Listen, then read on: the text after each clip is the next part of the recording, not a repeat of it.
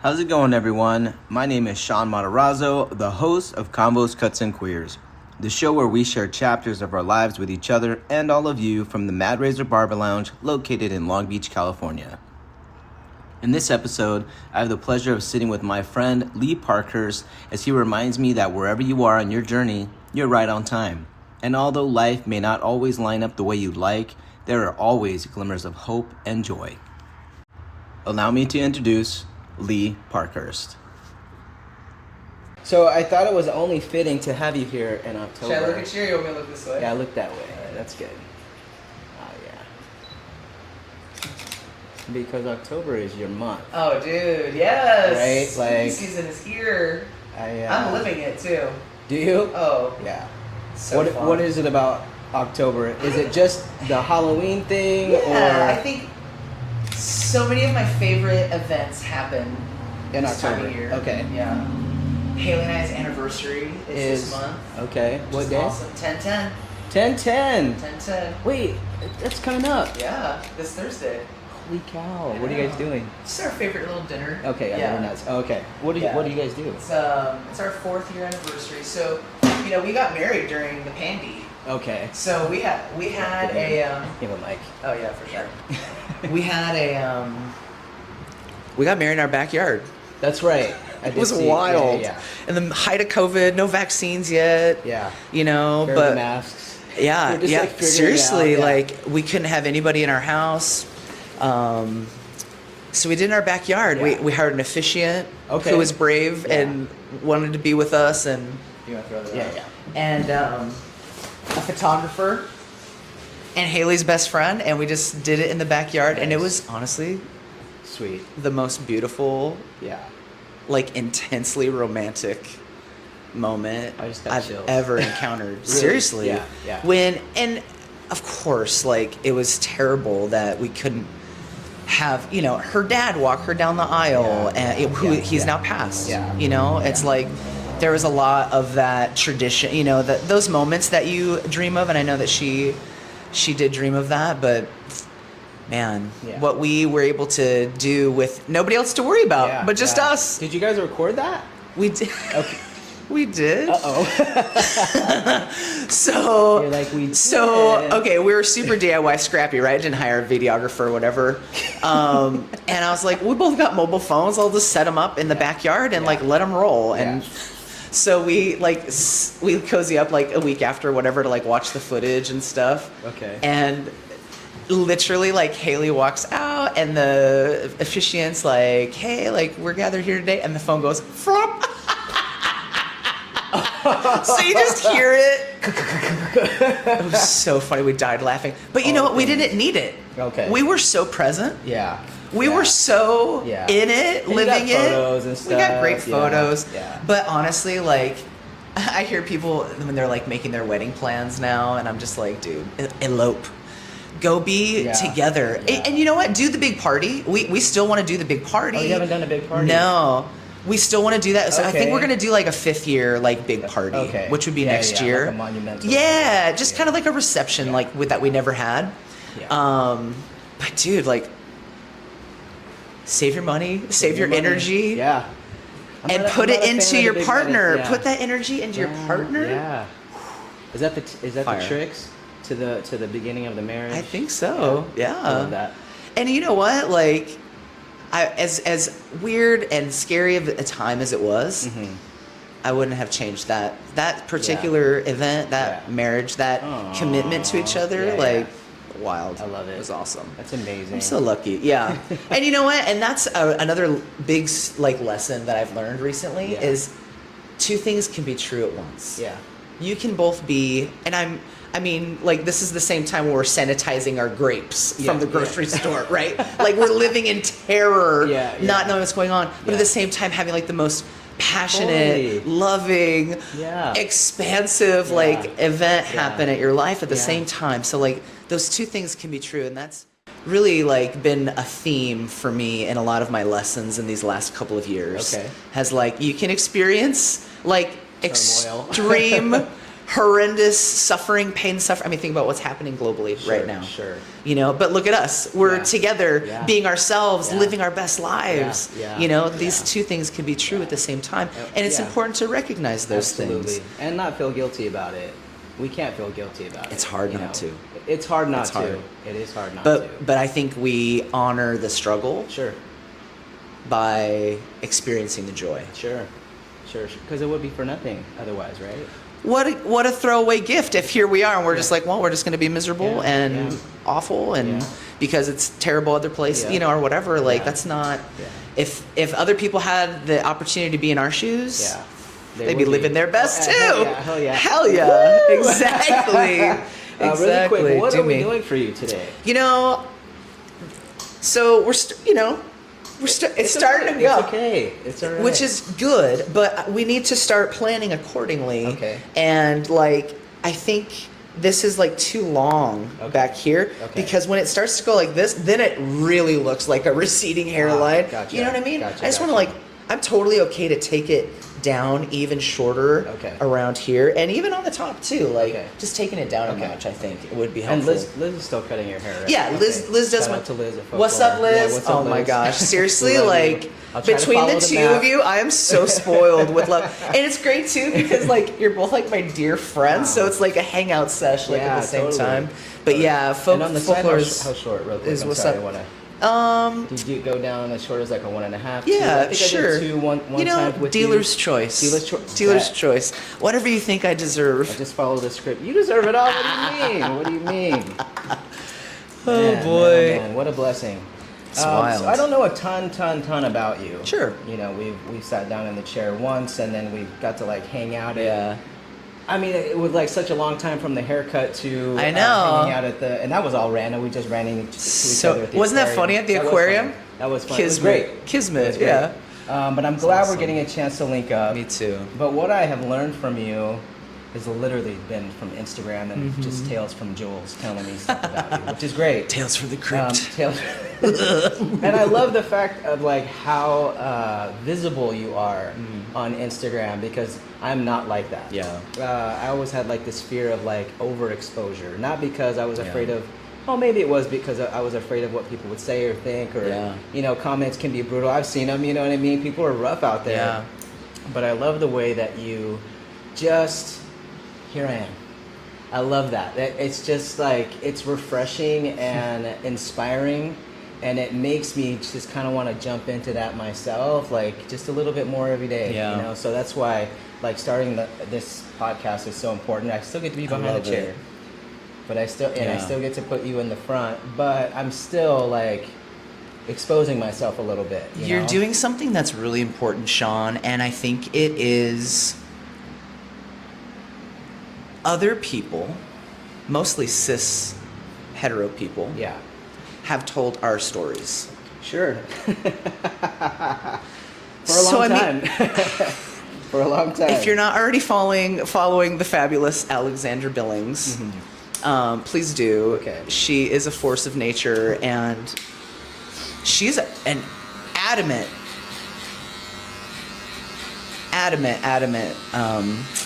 storyteller of her own story and of us telling our stories. You know, it's important that we do the telling. And frankly, like, okay, so my story's not always that interesting. Like, I'm in the garden, or, you know, we went to Scary Farm. I'm just living my life. But I think detailing those moments, you know, is an important way of me telling my story and documenting my life. And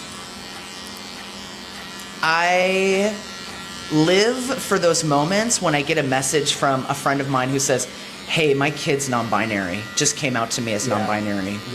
Or, hey, my parents are going through X and I need resources for whatever it is they might need. Like, because I am vocal about who I am and what I do and what I believe in, I can be a resource. Totally. And like, if I get some negative reactions or people think that I'm one way and they don't know me and that's all that they can judge me based on, like, okay, that's on them. But, you know, at least I'm being vocal in case somebody needs some support. Absolutely. And if we're not supporting our own communities, like, what are you doing? Oh my God. There's a lot of activism to be done right now, Absolutely. and a lot of it can be done in our backyard. Yeah. And I love, like, that's what you and Jules are really about, is supporting what's happening here. Yeah. Right? Like, what's going on in Long Beach? What's going on in SoCal? I find that really, really important because I've never gotten a chance to really experience what it was to be queer. I grew up in Virginia, and then I got married, and then I was just locked in this life. Yeah. It wasn't really like, so I never had the experience of like being out and proud. Yeah. So since moving to Long Beach, it's like this, it's okay to like walk down the street with your person. You don't really have to hide so much. It's really like breathtaking. But then also I realized like there are a lot of stories that are untold, which is really like the purpose of the podcast is like the preservation of story. Yes. Because what I've realized over time, the more I dive into what it is to be queer, the stories that have, the people that have kind of paved the way for us to be here and be present and allow us to tell these stories. Those people are gone. It's wild. And we recently just lost some icons in our neighborhood. Yeah. I mean, the originators of Long Beach Pride. I served on the Pride board for several years. Okay. It was a very challenging space. We can go in. That's a whole other podcast. We'll pin that one. We'll pin that one. Bless them.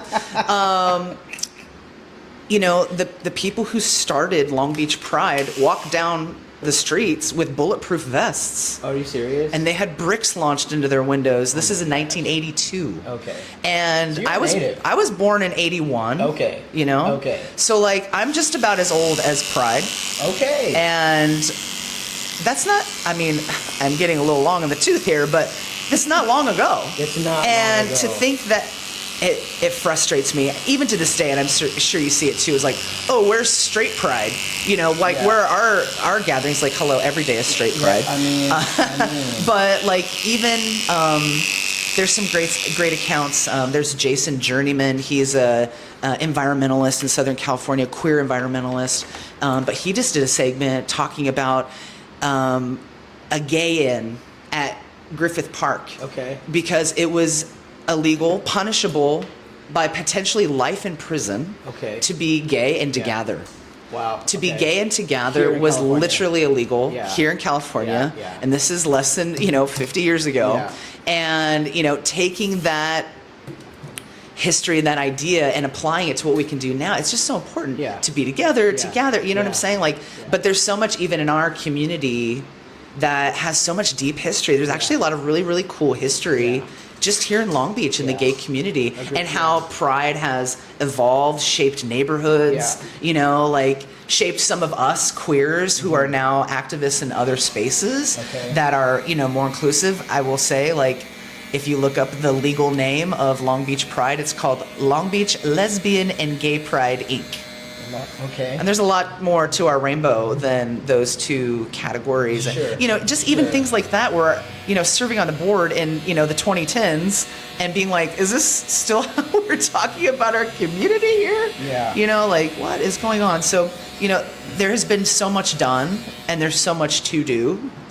It's just, and I love to see how these, systemic organizations, frankly, like Prides or the centers, which can be fantastic or full of challenges, how it's more so than ever, there are so many more small groups, smaller collectives, smaller offshoots than just the one big organization that are serving in the specific communities now within the LGBTQ community, which are so vast. Because we're vast people. We're just like everybody else, right? We come from different places. We have different cultures. We have, different things that are important to us that we need to serve. There's no more just blanket rainbow that can be applied to the community anymore. So it gives me so much joy as somebody who has organized for a long time. And that's something about me, Shaun, that I don't know, if we've talked much about. It's been several years for me, but I think I took a big pause when I started my transition, which was about 6 years ago. I started my transition late. Yeah. You know, as no, I get well, it. how people say that, Yeah. you know, whatever. It's perfectly on time for me. Same. Yeah, So I was but like, 41. How old were you? 36. Okay, Yeah. And like, I'm so glad I lived the life I needed to live between that. But but I forget what I was going with that. But just kind of the idea of You said organized. Yeah, organizing. Yeah. Because there were no spaces. Right. There was literally Pride, and that was it. So I was actually in a band way back in the day called Ask Alice. It was a 3-piece like dyke queercore rock band, super fun. And our thing was we played different Pride festivals like all over the country. Yeah. And you know, rock out where we were welcomed, and we wanted to play more than just Pride, and we didn't want to necessarily be in spaces that were so gay binary. It was like you're gay or you're lesbian, and that was it. And we really were embracing more, you know, queer, trans approach to music and our community through that. So I said, you know what, fuck it. Like, if these events or these spaces don't exist here, I'll make some. Yeah.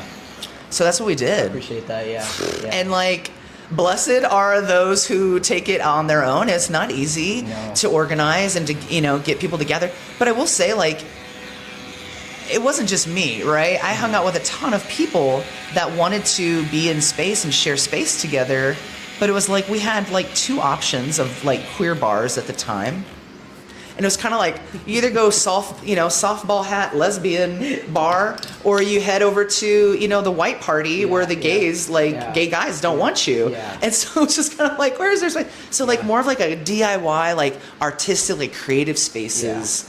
Like using the Que Sera we threw a dance party called She-Ra for like 6 years at the Que Sera. Cool. And it was a monthly queer dance night where we had like female presenting, you know, femme DJs and femme presenting bands to come play. Nice. And just everything always had a theme. You know, it was a banger. Yeah. What happened to that stuff? I know. I got tired. You know what? You just got tired. Well, I took a break, and as soon as you turn around, a ton of other groups are doing more of this, right? Like Queer Mondays, Queer Thursdays, Kara and Vince. Amazing. Like, they're putting on, so many other people are putting on these events now that it's just so nice. So it was carried on. Yes. And in their own great way, which is fab. We also did a music, so there was this one music festival in San Francisco that would like invite all the queer core bands. Think of like the Gossip, you know, Beth Ditto kind of like genre in like, you know, early 2000s, like 2007, 2008. There was nothing like that in Southern California, where just a ton of like queer core, like punk rock bands got together to have a show. Yeah. So my band applied to play. It was called Homo A Go Go. It was badass. It was like a 3-day festival up in San Francisco with like every cool band you could ever imagine. And my band applied, and we did not get in. And I was like, fuckers. So I said, you know what, screw it. Kind of the same logic applied, you know? It doesn't exist yet here, let's make it. Yeah. So we did, and I called it Cut and Paste Rock and Roll. And we had the first one in 2008. Okay. And just after Homo Go-Go, as like, let's bring bands together that, you know, present and make this kind of music this way. Let's bring in artists. There's so many queer artists locally here in Long Beach that make some really incredible stuff. Yeah. Let's give them an opportunity to showcase. Let's invite authors, Raquel Gutierrez, Miriam Gerba. Let's invite trans, you know, or queer drag performers like Landon Sider, Alaska Thunderfuck. Like, these were people who came to like the first Cut and Paste Rock and Roll to perform, and it was incredible. And I don't think we knew at the time all of these like really prolific artists and poets and authors coming through the stage. But we did that event for 5 different years. Damn. We did it annually and just invited bands from across the country to come and play and headline, and did it at some really cool spaces. We used to do it at D Piazzas. Oh, the pizza spot over. Mark and Marilyn D Piazza were such huge supporters of like creating that space. You know, they're straight hetero couple, you know. They were just so welcoming and really kind to give us that space. But it grew over the years. We ended up doing it at the Federal Bar. The last one was at the Federal Bar. Downtown? Downtown. Okay. We took over their basement space, the vault, like the bank vault. It was so fun. But just incredible, lots of fun times. So yeah, I've been through the organizing bit. But again, like I said, like there are more festivals happening here now in Long Beach. There are more spaces to gather, even some unassuming spaces that, you know, have some queer takeover nights. I was actually just talking to my friend Billy Joe, who, aka Girl Haggard, and shout out to Girl oh my Haggard. God, she is creating so many spaces and taking over badass spots. Like we're not just taking like whatever venue will allow us to have space. Like we're talking like cool spaces in Long Beach, like Fourth Horseman, which is like a horror pizzeria. Pizza spot, oh my right? gosh, Yeah, it's yeah, like the yeah. coolest space ever. And they want to get down, like obviously Mary's and all the other spaces that are here. But yeah, I think I'm heartened and so just glad that I don't have to do these events anymore. I can just be a retired queer and go to these fabulous events and enjoy and encourage our friends that are doing this space. Like those people need support. Like show up for your friend, go buy a piece of art, whatever you can do. Like, and kind of coming back to, there's so much news and there's so much suffering and there's so much work to be done globally. It feels really daunting. And I know a lot of people, I know myself, I can speak for myself only, but I get into like freeze mode. Where I'm like, I don't even know what to do. And it's just like what I did today. Like I went to my garden and I found something for my friend that I can bring you, you know, like that's very nice. Like how can we support each, like mutual care among literal neighbors and like the people we know and love who are right next door to us. Like that to me has been kind of my focus, I think, as opposed to supporting the greater community at large recently. It's kind of, I've really looked within to say like, who are my friends and family and like immediate neighbors that need our help and how can we support them? When there's so many of us here, you know, like I get lost in the trap of like, man, all these people are doing all these things on Instagram and like, how can I make a difference? But that's not me. And just trying to like really find my niche with it, right? But creating this space has kind of helped that. Like before being a barber, I was silent. I was just walking quietly amongst the people. You wouldn't even know I was there. But you know, there does come a time where you feel like you need to make some noise. You feel like your voice needs to be heard, and if not just your voice, at least opening it up so other people can.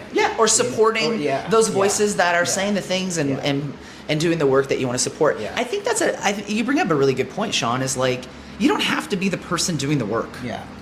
It's not easy. No, you're right. isn't. Like, and you should be afraid because it's like really fucking hard. And people come for you. Oh, it was so weird. People came for me in the weirdest ways, and the people that I was working with, and I'm just like, come on, like. But you know what? I really do like.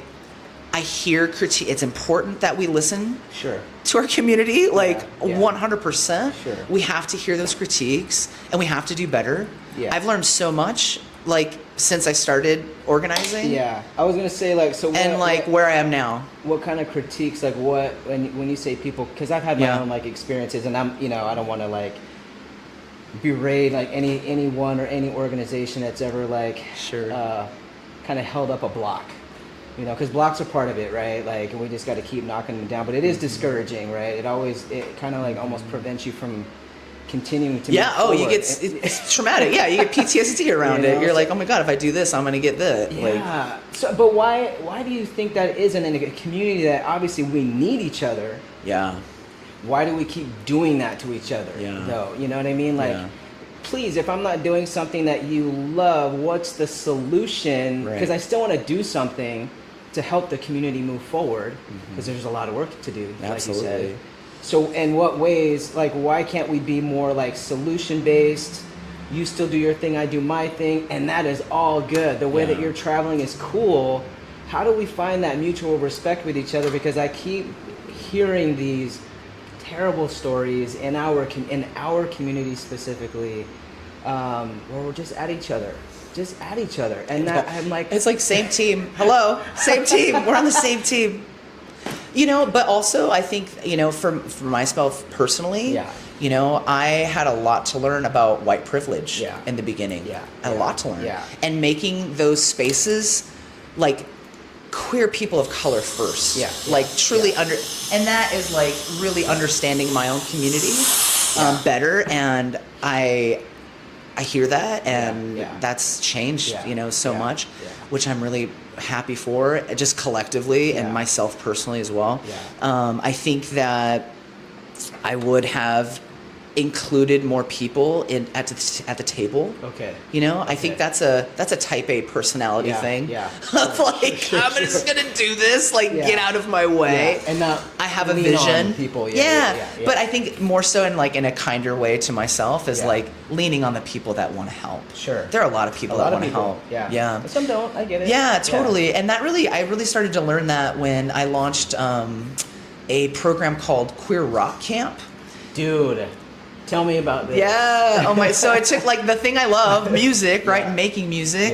And then also like I got really, when we started doing these events, be it She-Ra or Cut and Paste Rock and Roll, like we're making money at the door. And I'm just me. And I'm like, okay, like this is not my money. Like what can we do with this money? So I hooked up with the Mighty group at the Long Beach Center. And I said, hey, can we make some donations? Like we'd like to give this money back into queer youth. And so we started working together really closely. We started funneling any profits like into their programs, which was fun.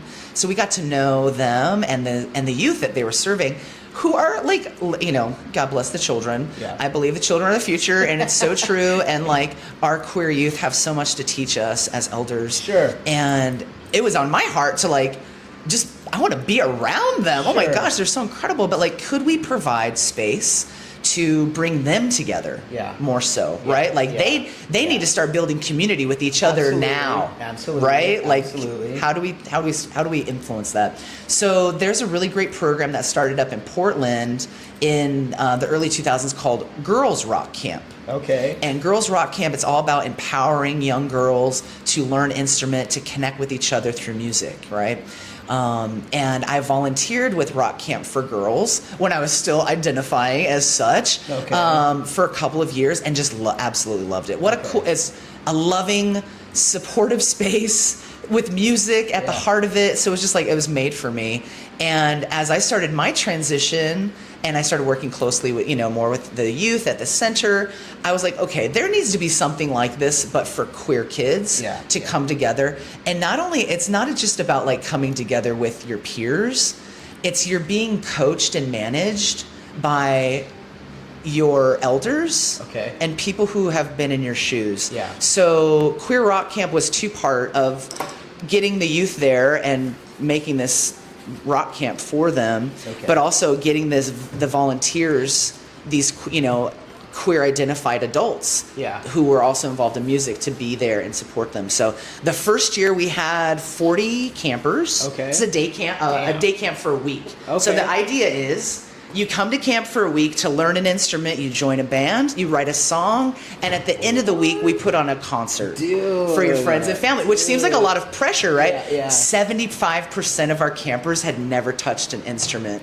before they walked into camp. God, so, but they're, you know, they're so supported, right? We have coaches for all the instruments. We had band coaches to get them together to help them formulate a song as they're also simultaneously learning their instruments and being with each other. So it's just this really cool amalgam of people and energy and support through the catalyst of music.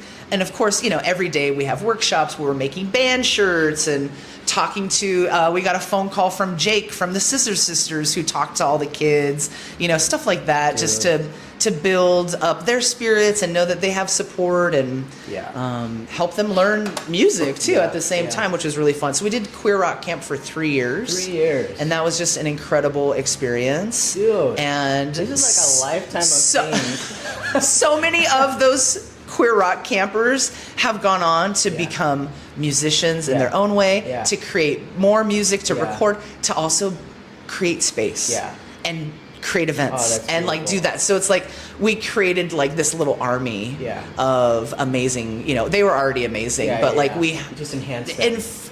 Helped and developed some of those skills at a critical time in their life, I think. So yeah, Queer Rock Camp I think is one of the things that I'm definitely like most proud of as far as like I think it had the most impact. So how do you bring stuff like that back? Because obviously that's something, especially with the kids. You know, the kids are. It's like those age groups are so influential.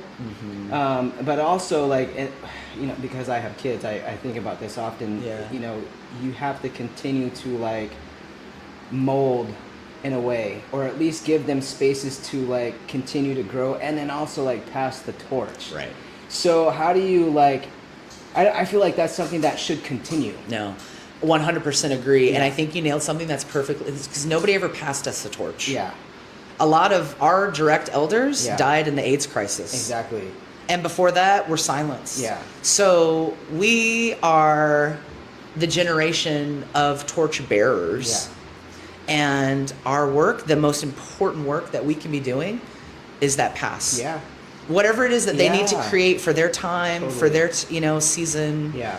It's going to be different than ours. Sure. But that passing of the torch and helping them understand that they will then be the torch bearers that need to pass the torch. Right. And that concept of, and that just comes down to good old-fashioned human being storytelling and protection of community and how we build our, our stories and our tales.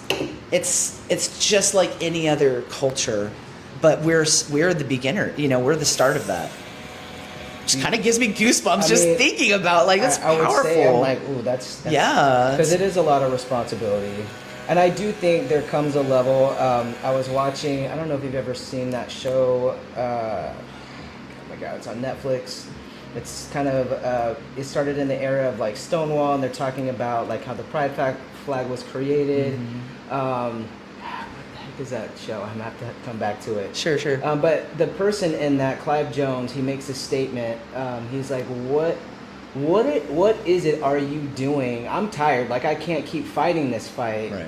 But there's still fight to be done. Why are you so comfortable being where you're at? Because, when in your youth, you do get kind of I've had kids sit in my chair and they're like, why do I got to celebrate Pride? And I'm like, excuse me? Yeah. And then try not to be upset about it as an elder, because the reasons we celebrate Pride isn't just because it's just a day to just have fun and drink and party. No, dude, it's because people literally died so you could go to school and advocate for yourself. It was illegal for us to be together. That you know what I'm saying? That alone, Exactly.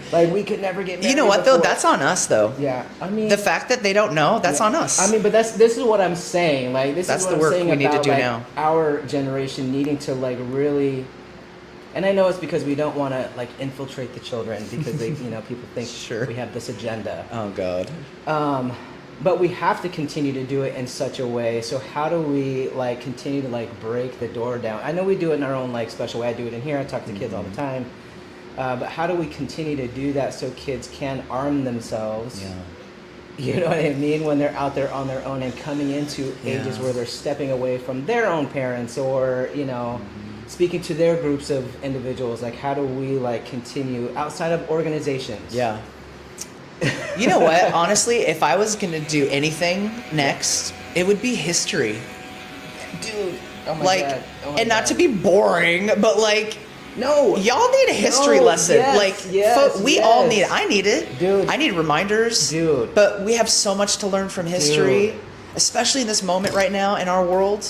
There's so much historical information that we can apply to understanding that those on the right side of the histories have been the oppressed, and that and if somebody sits in our chairs figuratively, literally, and they don't know why pride is important, that's on us as queer elders to help them understand why. And maybe that's something we could be more vocal about, is our past and our history, not just what we're doing now, but what we're even talking about today, all this stuff, that we've done and the importance of why we did it, when we did it, and now to see where we are today. And just in saying those things, like one person have already done so much, but then it paused. You know what I mean? And then what was carried on? Right. You know what I mean? So it's really like those things for me. Like even Jules and I were talking. Like she has an idea around doing like dragstery. Yeah. Like doing like a reenactment of like the Stonewall in a drag setting. That's because awesome. She's a drag king. You know what I mean? I'm like, if we don't tell these stories and archive these stories, they are no longer going to be accessible. Die with us. They are going to die with us. Yes. There are some really... There are some really great things, even in our vicinity. There's the One Archives in Los Angeles. Okay. And that is one of the world's largest archives of LGBTQ histories. Mm-hmm. There's an artist named Chris Vargas, I believe it's Vargas, please forgive me. They came out with this book called Trans Herstory, 99 Objects. Wait, I think I know that one. Yes. Okay, I think I know that one. Yeah, they did an event at the Hammer Museum, and it featured my Uncle Charlie, which was like such a cool thing. And I think I've become obsessed recently, specifically with history, just be given the research that I've been doing on my trans ancestor Charlie Parkhurst, who was this stagecoach driver back in the 1800s during the gold rush, lived his badass cowboy life and died, and they discovered that he was assigned female at birth. Oh my god. And we've been here the whole time. Right, you're like, hello. Oh my god. So I think learning that history has really turned me on to the idea of like, wow,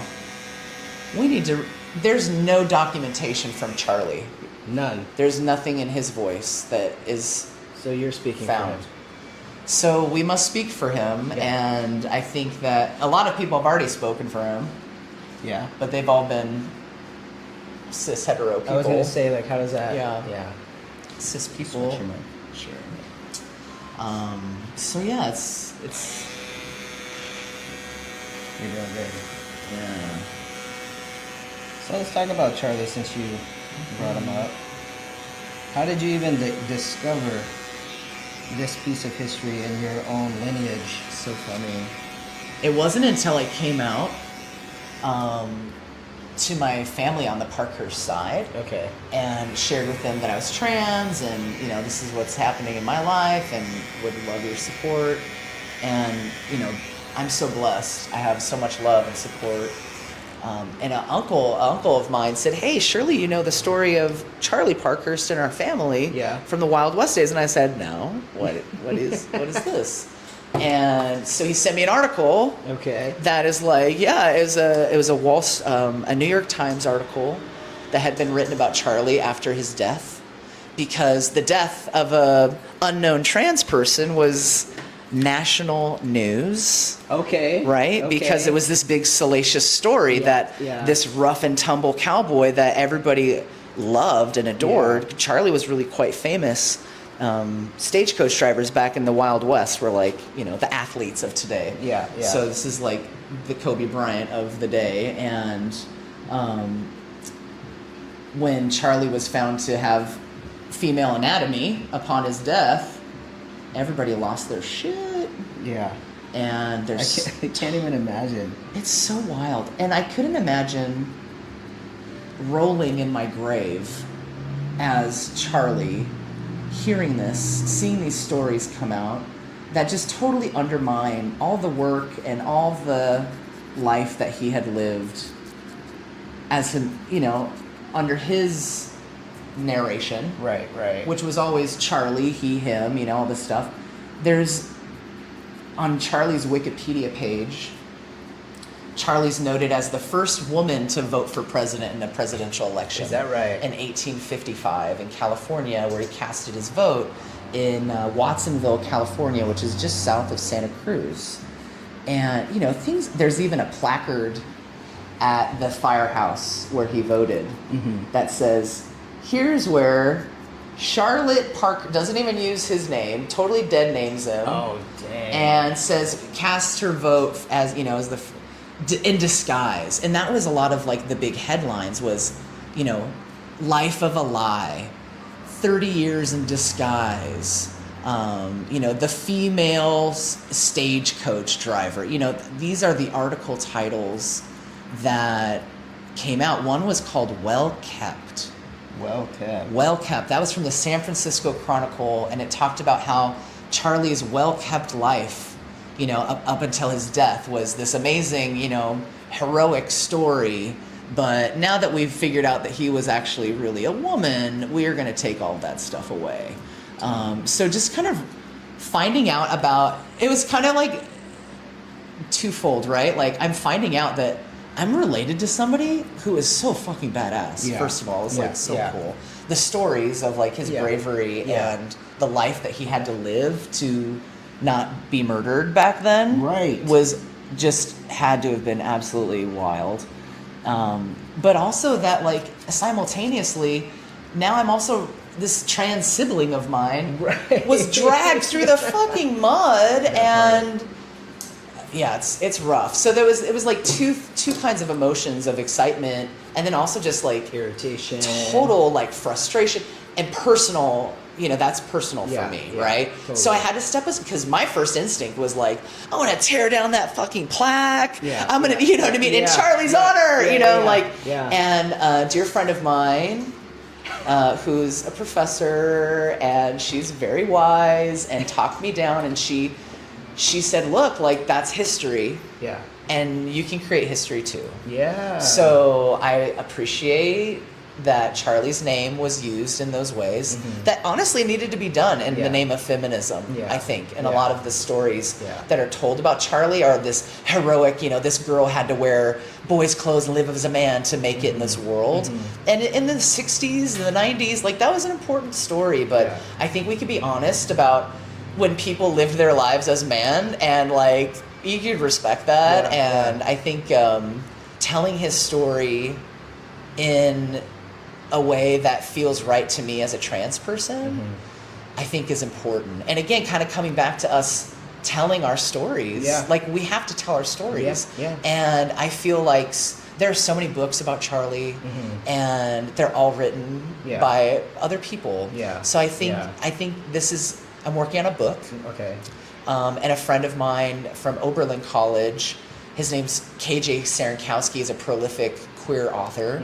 He and I are working on a script. Yeah. Because we're like, how is this not a movie? How is this not a show? How is this not a book? So my mission in life is to retell Charlie's story in a better way. I love that. Yeah. I love that. So it's been like a real passion project for me and a lot of fun. We had 2 meetings at Sony last year, which was really encouraging. We've gotten tons of great feedback.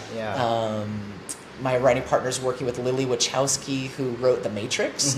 They used to be the Wachowski brothers. Now they're Wachowski sisters. Yeah, that's right. Oh, that's right. And they're super interested in supporting, you know, queer storytelling like this too. So I think that's like the theme of our talk today has been like we have to tell our own stories. And maybe a little bit of extra storytelling for those who didn't get the chance. Yeah, I love that, man. Good for you. I'm so proud of you. Dude, you know. Get your mustache real quick. Yeah, for sure. I'll hold still. And speaking of Charlie,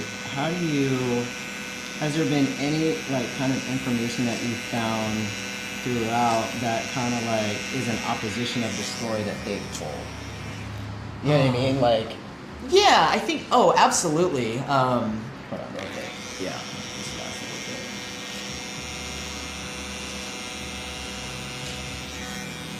Ooh, that tickles. I love it. You know what? Okay, real talk. I've never had like barber services before. Oh, I gotta do the whole thing with you then. What is it? The whole thing? Yeah, the whole thing. Well, I feel very pampered already. Thank you. That tickled so much. Dang, it looks good. It's just like right on the lip. Right on the lip. Just a little buzz. But yeah, I think so that's what I'm about right now is how can I tell Charlie's story? Yeah. But maybe we need to think a little bit more about how do we tell our histories for the youngster, you know, for the next generation, that passing of the torch, like how can we do more of that together? Yeah, I mean, and I would love to do it in a way where it's not so, because there's a lot of sadness in it, in our history. You know what I mean?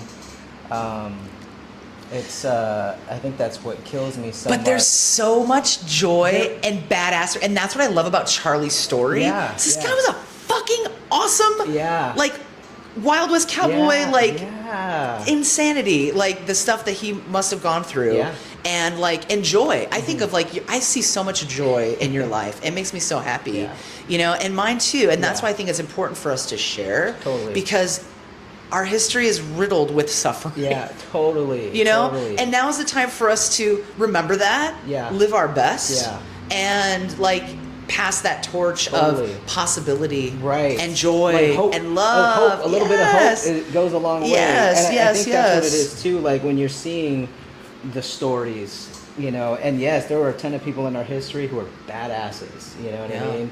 Like Marsha P. Johnson, like that's one for me. I'm just like, I didn't even realize, you know what I mean? Like, oh, well, they were doing drag, but was it really drag or was it really trans? You know, they were showing up in the 60s being trans, themselves. And I get why they did and how they showed up the way they did, for fear of being stealth or being careful. But just being able to like advocate and have moments where they really were just happy being themselves. That we forget that part. We forget. Well, they're just being boring. You know, getting a haircut. You know, like just hanging out, shopping. You know, live that today, gay agenda. You know, oh man. But those are like important things, and I love like even talking about like how you're sitting here talking about what it is to be married.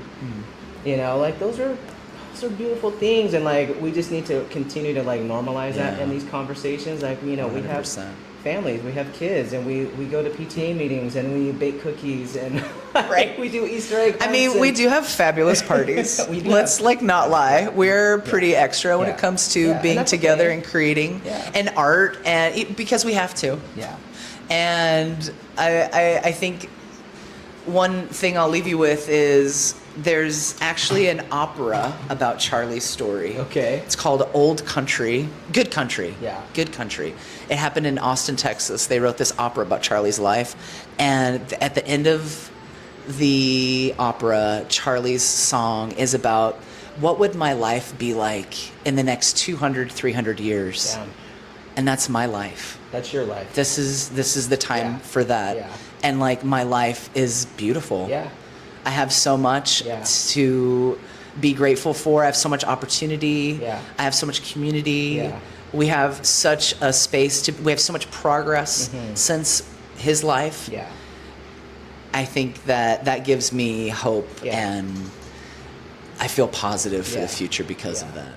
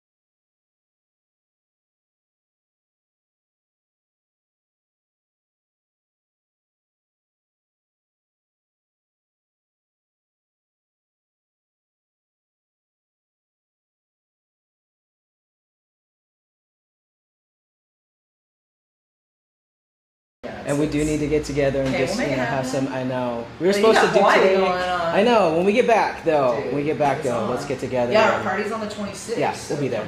Yeah, we'll be there. We're organizing our costumes. Yay, cool. I have a bunch of friends. They're hitting up like thrift store. They're just doing like random like. Yeah, cool, we just going through her drag closet right now. Oh, I said she got a ton of shit. We just rampaging that thing. Gosh, she's my hero. Oh man, but I love you so much, man. I appreciate you coming through. Thank you so much for your time. I know you're very, very busy. Honestly, so this was super important. Tuesdays are like my word. Otherwise, like I'm chilling. Yeah. So like, okay. please don't be shy. Okay. I've always got time. We'll have to do it again.